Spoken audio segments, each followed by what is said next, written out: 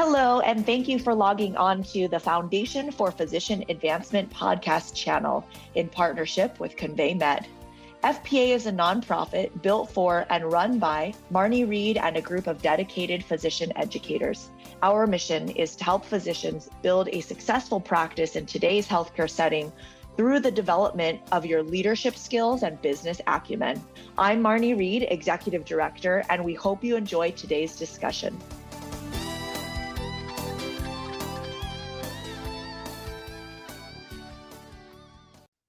This episode was recorded live at one of our Building a Successful Practice courses, so please pardon any background noise and conference references.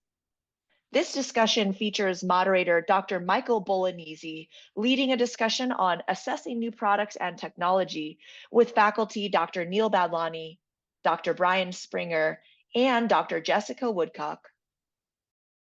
Jess and Springer are up here with me, and we'll start this session. I got, of all people, Rich Yoon on a microphone. I'm a little bit worried about that. He's going to be walking around and getting questions from you guys during this session that we're focusing on new products and technology. And so, I think, I guess as the, front statement is that, of course, when you're going into practice, these are things you have to think about, like how to introduce new technology. And obviously, we have our vendor colleagues with us here, and they're the folks that bring that to us. And so I guess I would go, the sort of simple question I wanted to start with, and I guess it depends, when you're starting in practice, me and Springer have to think back a little bit, but, how did you introduce, and Jess, I'll get you next, but I'll go Springer first, and how did you think about introducing new technology? Did you think about where you were in board collection, in practice, et cetera? Any comments on that?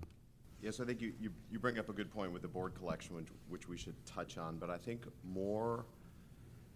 from an individual personal level, you have to decide what kind of on the realm of the innovation curve you are first, right? So, that innovation curve where there's the early adopters at one end and there's the laggards at the other end.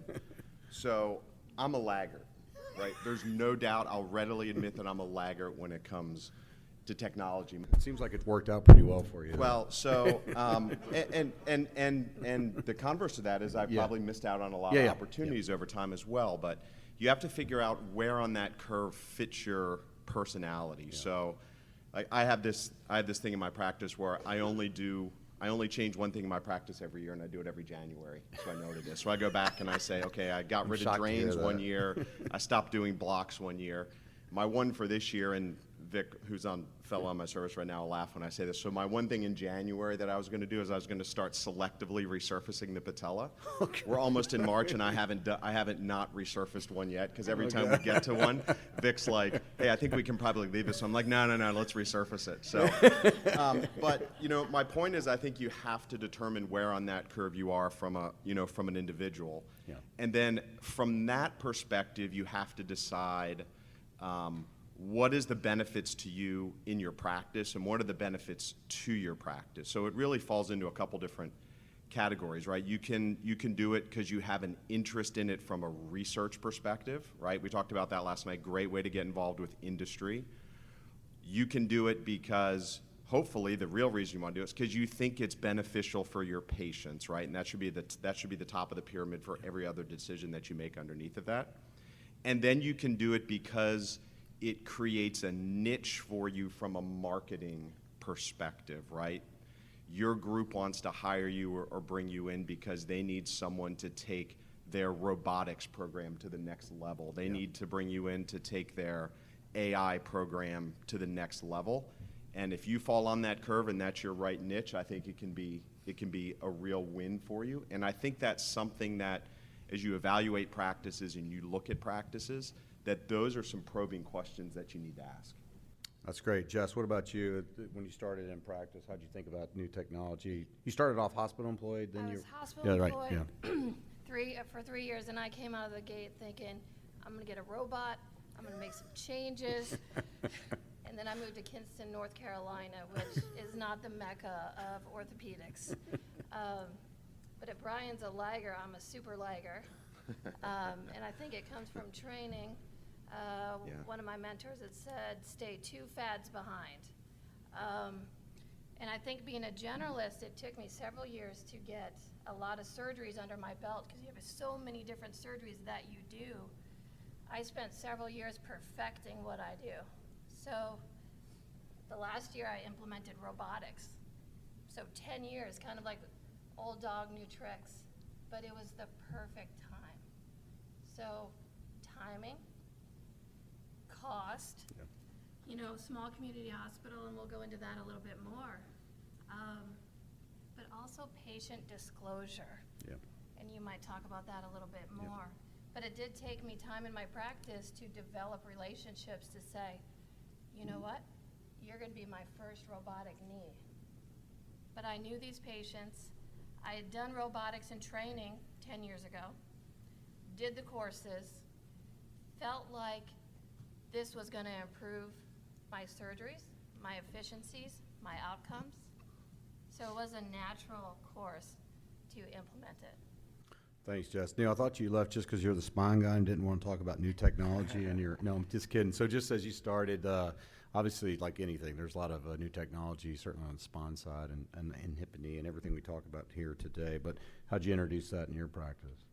When I did my fellowship in spine at Rush, and we did a lot of minimally invasive things where we're using new technology, and one of the surgeons was like, when you go out into practice, don't do any of this for the first 2 years because you're in board collection and you'll screw it up. And another one was like, well, if you don't do it for 2 years, you're going to forget it. And I think he was much more right. So I didn't do everything right out of the bat, but I tried to incorporate what I'd learned in fellowship and piggyback off of it. And in the cases that I think it would sort of be easiest to apply the new technology, I did that, right? If it was like, this would be a challenging thing, I'm not going to do that, I'm going to do it in a more standard way.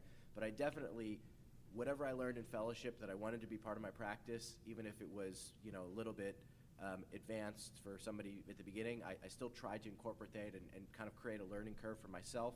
And then I found when you go into board collection, it's not that you did something new, it's just like, why did you do what you did? If something, didn't go the way that it should, did you have an explanation for why it went? So it's not like you can't use anything new, but you gotta have a good reason for why you did it. You gotta be able to explain it. And you don't want to throw up a bunch of red flags. So if it's something where you think there's a high likelihood something's gonna go wrong, then don't do it in board collection because you don't want to have that conversation. No, I think that's a great point. So, I mean, it sounds like, got to be careful certainly about not being too quick to adapt, but also recognize that things like board collection period of time. We have a couple topics. I want to make sure any questions about that sort of initial introduction, a lot of you going into practice early, any specifics, questions for the group before I move on to the next topic at all. I will share one thing about board collection. So oh yeah, sorry, let's go, Woo. I made him ask this question actually. Thanks, Bolo. Thanks. So for those of us who are in the process of applying for jobs or just out of fellowship, when is a good time, say we are really interested in doing robot-assisted knees or doing, being the first provider in a practice to do DA on-table hips, when is a good time to bring up to your potential future employer that you want those things, and how is that generally perceived? Yeah, that's a great question. So we'll go Springer and down. Yeah, I would say now, because what you don't want to do is get into the situation and then be disappointed or realize you don't have those opportunities if that's something that's going to create the niche that you want. At the same time, you have to be, if you are bringing it into the practice, you also have to make sure you're dedicated to it, right? The last thing you want to do is go into a practice, they spend $1.2 million in capital to get a robot in, you use it for 3 months, and then it's a coat hanger in the corner of the room, right? That's the opposite end of the spectrum that you have to be very careful with. So if you trained on it, you're passionate about it, and you want to introduce it, I think you have to be able to make the case for it from a volume perspective and from a financial perspective. But I think you want to have those conversations now that, hey, this is what I bring to the table, DA hips on a table, we want to do robotics or use this, and this technology. If they don't have it, what are my options and how supportive are you of me potentially bringing this into the group and create your value early on? Great. Jess, further comments? Yeah, I would just add that what I wanted 10 years ago changed once I got my routine and perfected it, and I would have been solely very unhappy if I went with my first choice. That's a good point. Yeah. Neil, what do you think? I would consider also when you have those conversations is what value are you adding to the group by doing that, right? So if you say like, I want you to buy a robot for me, and because you buy this robot for me, just from a bottom line, they're spending $1 million and you don't reimburse more per case, right? But if because you bought this robot for me, I'm going to be able to do 300 joints because nobody else in this area is doing it, right? Like if you're creating something, some value for the practice, some niche, think about what it's going to be for them, their position as well. How are you going to sell it to them? So one thing I'll add on to that is the value to your institution, whether it's your practice, the hospital, et cetera, they're courting you before you sign on that dotted line. A couple of things I've heard about from people who got into practice and they just, residency, they trained on certain systems, fellowship, same thing. They arrive at the new practice and they just expected things to magically appear. And so all of you who will most likely use call to build your practices, you may show up. If you haven't gone through, I would highly suggest if you can on one of the trips, see what they have for call, because you're going to be doing a lot of call cases. There were a couple of different stories about, new career attendings. First of all, they didn't know what the process for check-in was. So this surgeon went to one department just kind of waiting around for their patient, and they did it a different way, right? So there was that learning curve. And then, shows up day one, it's a trauma surgeon, just assumed that they would have his stuff and was like, okay, trash sucker, because they called it the trash sucker. And like, no one knew what that was. So I would say, anticipating not only building your specialty practice, but also taking call and stuff, see if you can look at what they already have. And if you don't understand those systems and you know that there's something that's critical for patient care, see if you can get it on in advance, but also considering, your senior partner considerations. If you're asking them to buy a $100,000 set, work with the company. A lot of the companies will work with you to find a discount, a consignment, things like that. But prior to you signing on that dotted line, even if you're mentioning, hey, as I build my practice, these are some things I'd love to add in. But if there's something where it's critical to doing, cases and they don't have it, you might want to try to look at it. We have two, Cynthia, and then we also have in the back. Full disclosure, I recruit, I'm always recruiting, by the way. As you're talking with people, and I sit on the We have a value couple analysis fellows here, committee. by the way, if you want to talk to them. So one of the challenges that you are going to face is that there are probably other people who are interviewing for that same job.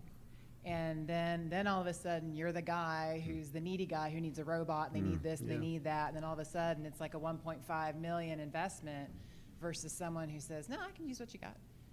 So I'm curious about what the panel's thought is on navigating that. If you have a job that you really, really, really want, if you have a place that you really want to be, you lose some of that leverage of asking for all the cool fancy widgets and gadgets and stuff. And so when you're negotiating and you're looking for a job, one of the things I really try to emphasize with the residents is you want to pick like 2 or 3 things that are the most important to you. And if you cannot articulate what those 3 things are, you really need to sit down and talk with whomever it is, your friends, your family, to figure out what is most important to you that you are not willing to negotiate on.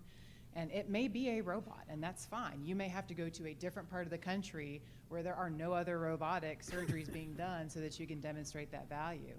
It is a lot harder if you're going into an area where the hospital that you're interviewing with or the practice you're interviewing with needs a robotic person, but there's 5 other robotic people in town. You don't have as much leverage because everybody says you're going to get market share, and you really don't.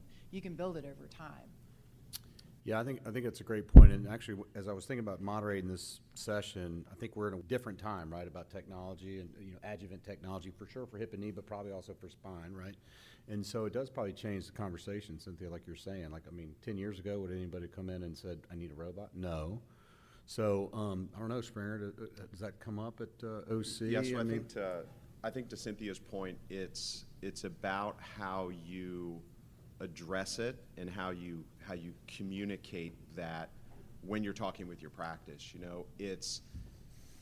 I'm not coming here if you don't buy me a robot, right? It's what are your thoughts about a robotic program? What are your thoughts about establishing a DA hip program? Are there other surgeons in the group that are interested in being involved in it, right? So it's like anything in life. It's about your delivery and how you communicate.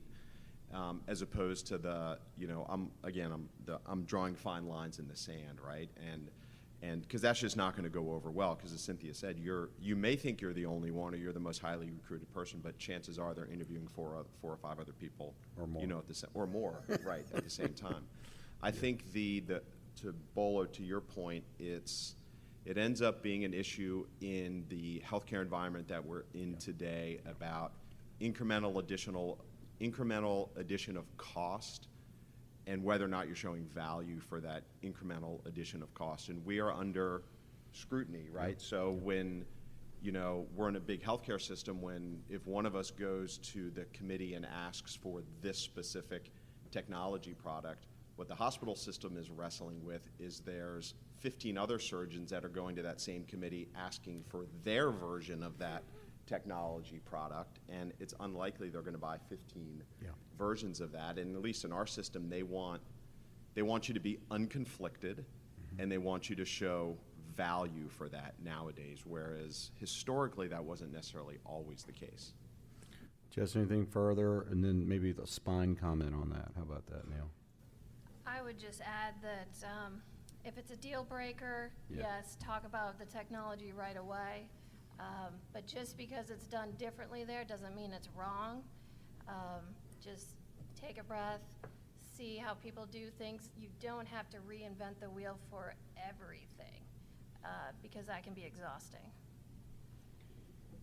Yeah, I echo what everyone says. Again, like what kind of value are you creating, in the spine world? If you come in and you want a robot and you want navigation and stuff like that, but you're just, doing some elective cases that somebody else was doing, and now you're costing more money.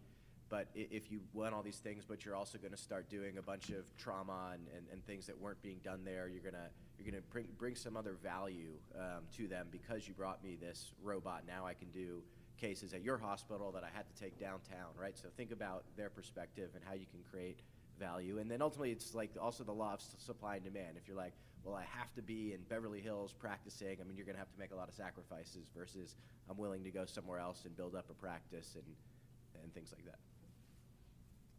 Yes, I had a question sort of similar along those lines regarding the fiscal aspect of obtaining a new piece of equipment such as a robot. How has the faculty navigated that or negotiated that process with your hospital system or with your practice? Did you read my thing here? Like that's the next. I love it. Like it's. I mean, I've heard some that are volume based, or some other places have a wealthy patient donor that just happen to have money to pay. Yeah. So just in all honesty, one of the next topic is navigating a value analysis committee, and I think there's two ways to think about that. I'll try to set it for you guys. One is like bringing the true new technology, and the other is maybe if you're involved in, implant cost or supply cost sort of decisions. So maybe speak to both those, Springer, new technology, and are you involved in assessing sort of, or helping determine, let's say, implant cost specifically? Yes, we have a committee through what we call our co-management work group that does help to assess technology and the value of technology, and it's a process that every surgeon has to go to if they want to bring something into the hospital, and I suspect most systems now have some sort of new technology committee. And as I said, they want to know about cost, they want to know about value, they want to know whether or not you're conflicted or not, and what does that bring to the system. One of the things I've learned about the cost structure is there's multiple ways to skin a cat when it comes to these types of deals and these types of structures. Yeah. So very rarely nowadays do you see someone outlaying $1.2 million in cash to obtain X technology. I'll give you an example. For us, we have our tertiary referral center where we do joints. We have a surgery center that's right down the street. When we decided to foray into the robotics world, our first decision was, should it be in the hospital or should it be at the surgery center? And the decision was that this would be initially to start better off at the surgery center because it would drive, certain types of patients that embrace technology, that are interested in, these types of programs down to an ASC. So it was a little bit of a volume driver. And also we could structure a different deal with regards to rebates and things along those lines, so we weren't writing $1 million check to get it. So, and what I've come to realize is that the companies don't and won't just do it one way, that they are, if you break through the exterior, there are ways that they will work with you to make it work. On that side of the equation, if you can prove the value to your shareholders, your hospital, your surgery center. Great. Any, you guys involved in cost decision around implants or supplies? You guys, is that co-management as well? Right, and you go through it every couple years, right? It's the squeeze that they want to put on the implant companies. We all see it, and the hard part is surgeons, and especially if you're involved in industry, is you tend to get caught in the middle. Yeah. Right, you tend to get caught in the middle a little bit, and you have to figure out kind of ways to navigate that, or let those discussions be had at the administrative and the industry level. And really dirty laundry here. So do you guys get any advantage financially from cost savings around implants or supplies? We do get gain sharing. Good. In our So system. no, it's good. It's Yeah, fair. we do. It's fair. It's- All right, Jess, you, same sort of thing, new technology and then gain sharing around cost control as a hospital employee. Yeah, I would say navigating the value analysis committee, the most useful resource I had is industry. Again, don't reinvent the wheel. They have a guide. There's different ways where they can work with your hospital about leasing or buying. Leasing potentially is a better option, so you don't have that coat hanger down the hallway. And as far as implants, our hospital does have a contract regarding the percentage of implants used. So you can have strength with numbers with your partners to kind of coordinate and make a good deal for everybody involved, because you can get very committed to different implants and their benefits. You know anything else on the spine side? Yeah, on the spine side, we have $1 million spine robots as well, and I have been in hospitals where the lead is hanging on the $1 million robot. So we've already covered all of that. I would say along the same lines now, the companies, they want to work with you, right? So, and they don't expect you to spend $1 million. So now they are, if the specific companies like Globus and Stryker have a robot, and if you use their robot, then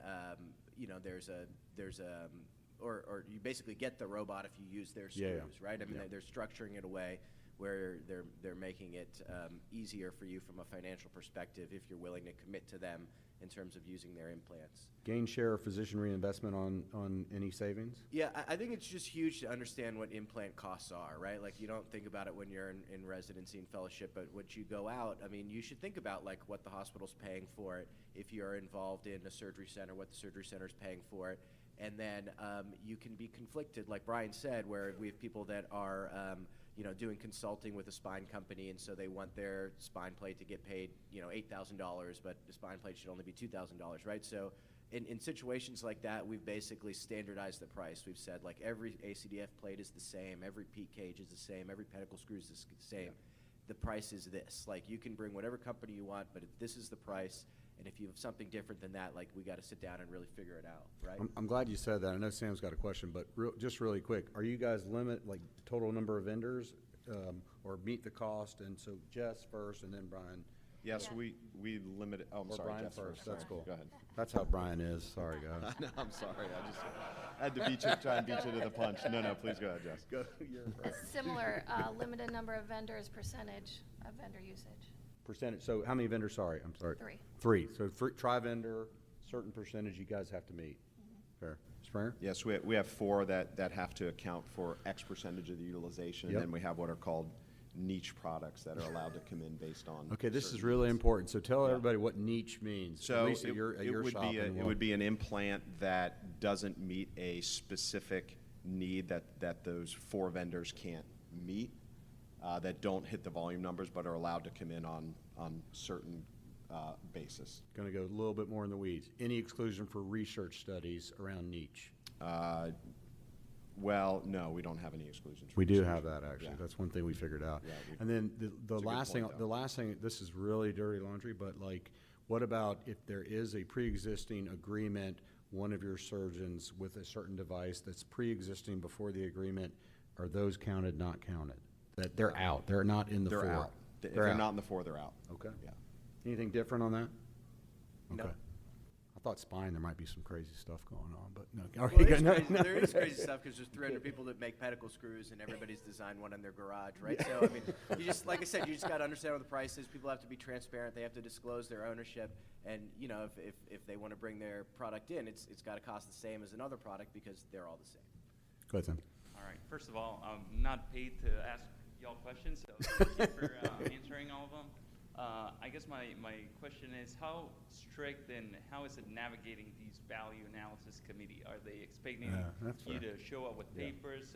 Aquaman has decreased blood loss by 20 cc's or something?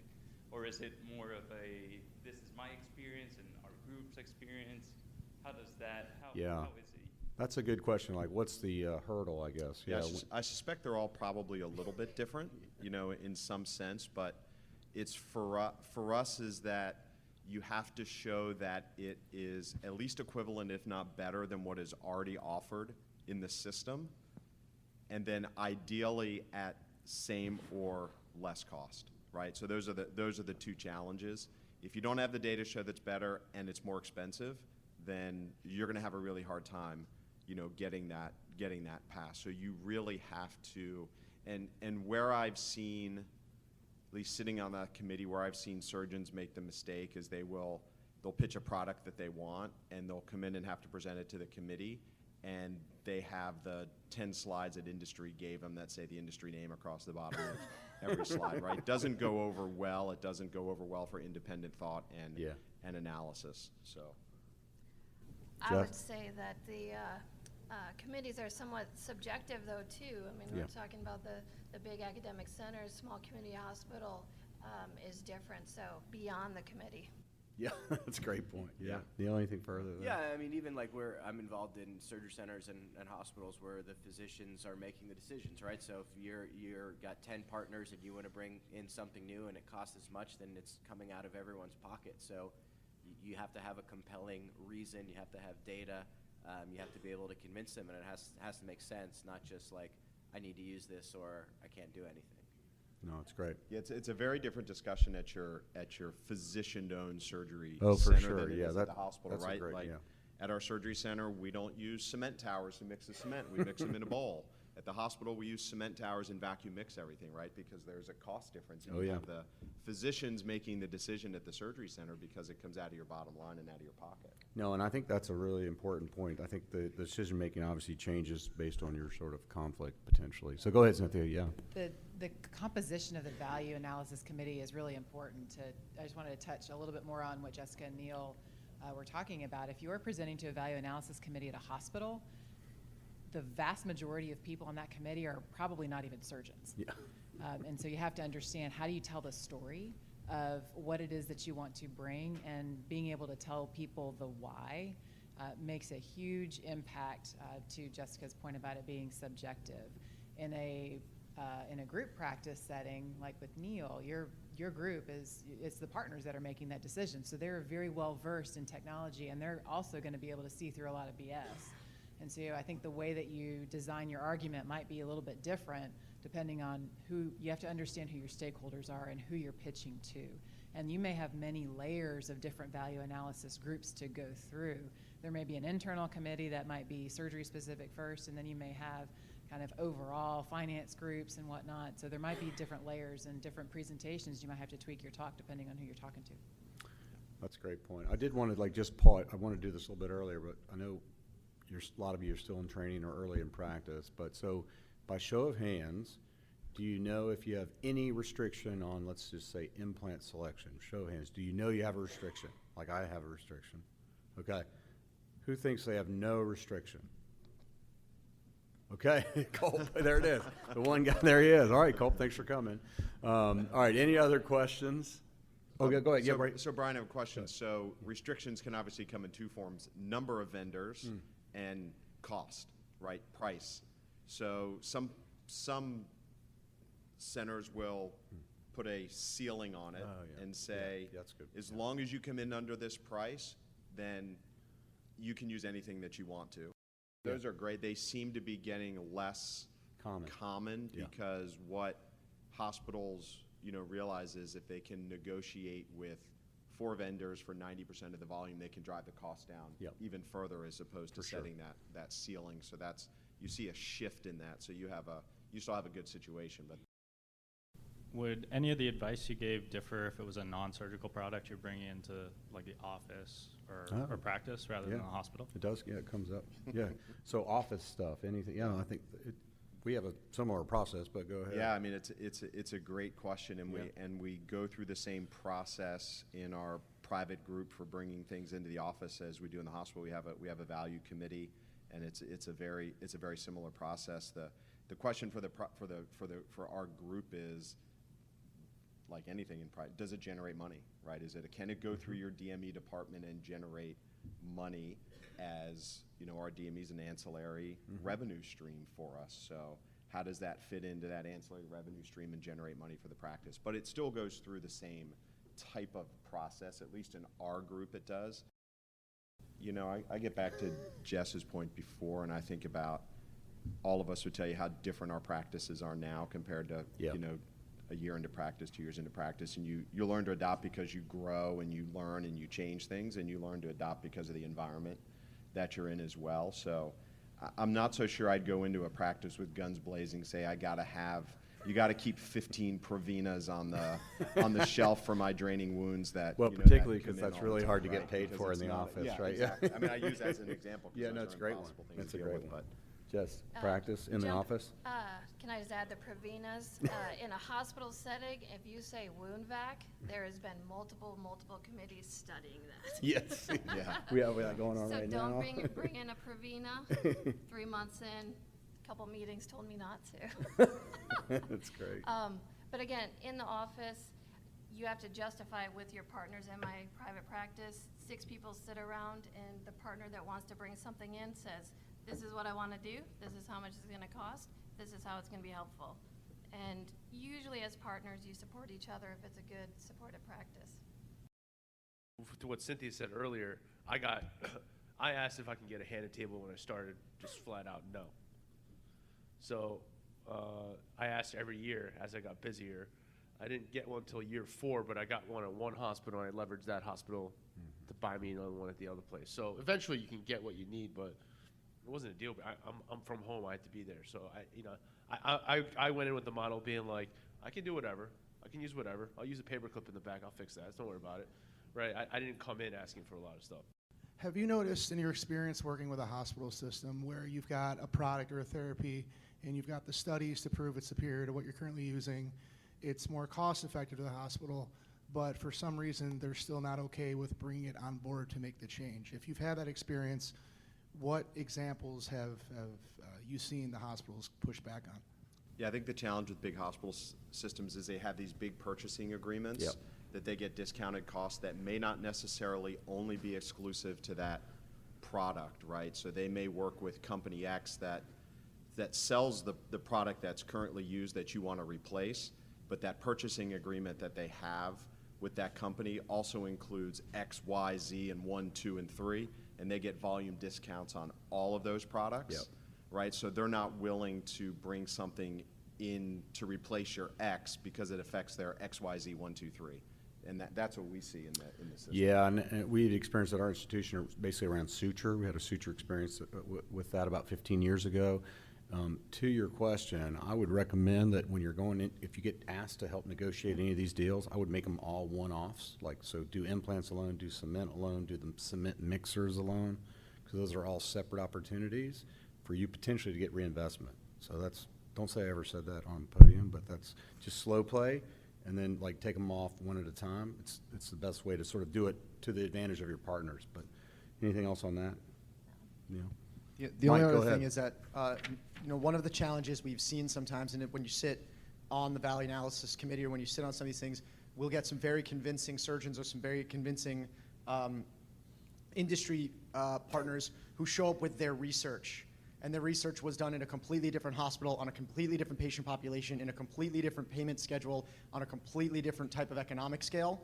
And then they're really unhappy with us when we say, but that doesn't apply, right? So this happened last week. In our VAC, there was this medication that was shown to reduce something enough that if you used it on a 1,000 people and got reimbursed on it on 200, you'd make enough. Like your margin would be enough that it would be financially viable. Like, well, why don't you guys use it? I said, because we don't do 1,000 of them, we do 25,000 of them. So all of a sudden the math changes, and the math from the study they were showing us, which was a good study, just was completely inapplicable to our patient population. So it is important, if you're going to be the surgeon or the vendor partner who shows up at these things, to think through, and also, like, we all just get so behind our own research, like we believe it so much. Make sure you do a little bit of side thought and forethought. That's true for me in this situation. Is it going to be true for them in their situation? And adjust your pitch as necessary. The first thing they're going to ask you is, how much does it cost? Everything that I've ever gotten through a VAC, I've called my boss first. I'm like, hey man, is this reasonable? First question out of his mouth, he's like, how much does it cost? And if I'm like, if my response is, I've already talked to them, they'll undercut the pricing by $1,000 compared to X company or Y. He's like, okay, bring it up to the VAC. Like that's like literally what I think nowadays. That's like majority of the thing. If you want to get something in new, if you really think about it, can you think about something in orthopedics that truly has been shown to be superior than the next company's thing? TXI. Right? Like, not much.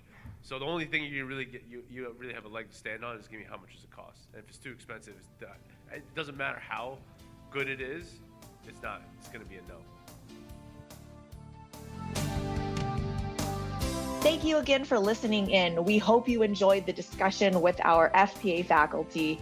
If you'd like to learn more about our mission or upcoming events, please visit our website at www.buildingasuccessfulpractice.org.